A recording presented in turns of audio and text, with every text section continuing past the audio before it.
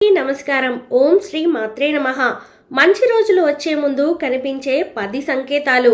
వాటిని గుర్తించి తగిన జాగ్రత్తలు తీసుకుంటే మన ఇంట్లో లక్ష్మీదేవి స్థిరంగా ఉంటుంది. మరి ఆ సంకేతాలు ఏంటో ఇప్పుడు తెలుసుకుందాం. ఒక్కోసారి మనం కొబ్బరికాయను కొట్టినప్పుడు అందులో పువ్వు వస్తుంది. కొబ్బరికాయలో పువ్వు వస్తే చాలా మంచిదని వేద పండితులు చెబుతున్నారు. దీని అర్థం ఏమిటంటే మీరు చేసే పూజలకు దేవతలు సంతృప్తి చెందారని సంకేతం.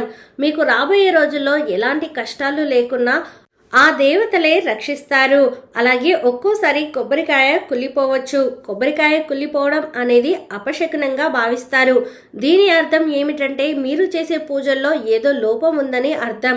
కాబట్టి ఎప్పుడైనా కొబ్బరికాయ కుళ్ళిపోతే వెంటనే దేవుడిని క్షమించమని కోరుకొని కొత్త కొబ్బరికాయను కొడితే సరిపోతుంది. ఎవరికైతే కనుబొమ్మలు బాగా దట్టంగా ఉంటాయో అలాంటి వాళ్ళు బాగా అభివృద్ధి చెందుతారు.